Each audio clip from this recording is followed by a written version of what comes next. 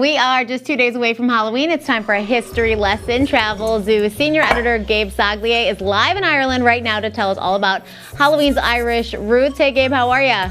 Michelle, great to see you again. Yes, you're back in Ireland uncovering the origins of Halloween. So what have you found this year? All right, so I'm back, and it's true. It started here 2,000 plus years ago. I'm in the town of Trim. That's Trim Castle behind me, dating back to 1172.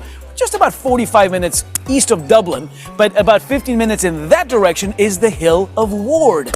And this is a special spot, Michelle. I've been here a couple of times. This is where, through archaeological digs and carbon dating of remains found here that determined, this is where those first Halloween ceremonies would have been performed. Samhain back then, Halloween today. And this is the day on October 31st where they believed that the veil between this world and the next was at its thinnest, meaning that the chance, Michelle, that ghosts would cross over and spooky were at their best.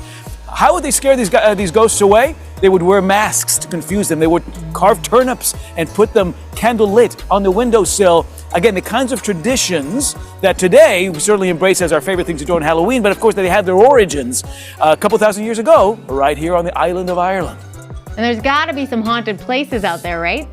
Well, plenty of places. In a place that has 10,000 years of history, you better believe that plenty of stories abound of things that go bump in the night. I took a great walking tour of this historic town of Trim just 2 days ago with Cynthia from a business called Medieval Trim Walking Tours, telling me about these sort of nooks and crannies that have ghostly stories about them. There's a river that runs through Trim called the Boyne River, and on Halloween night, many believe it acts as a portal to the next world. So you want to, be brave when you're crossing the Boyne River on Halloween night. And then, of course, the castle behind me, Trim Castle, there are stories about a lady in gray who sometimes will be seen there disappearing into the thick walls of this Anglo-Norman castle. So, plenty of spooky tales, as you can imagine, across Ireland.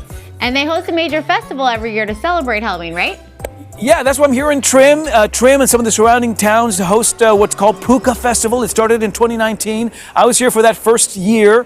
In fact, I got to lead the parade last year, Michelle, which was fantastic. Very spooky, very kind of Mardi Gras spectacle inspired.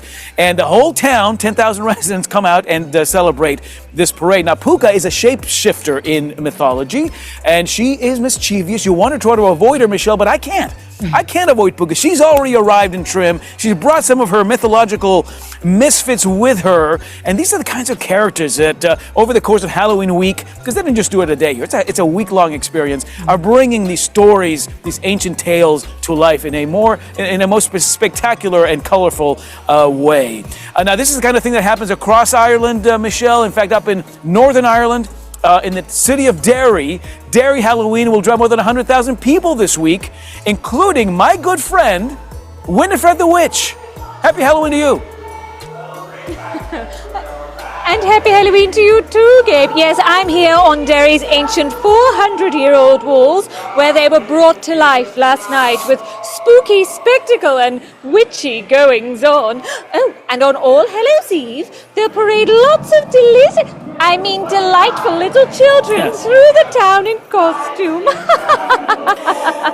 You look great century after century, Winifred. And Michelle, the kind of thing, as you can imagine, that goes on across Ireland. In fact, some of our favorite cities like Limerick and Galway and Kilkenny also hosting parades and processions and reenactments and ghost tours. So plenty to do on Halloween week across the island of Ireland. Well, you sound like you have a pretty busy schedule, Gabe, so we're going to let you go do all the other fun, spooky things that you need to. Thank you so much for checking us in again this year. Hey, happy Halloween to you. Good to see you. Christine from the Grounds Guys is waiting to tell us how to prep your lawn for the winter in the Mahoney Blue Room. We'll be right back.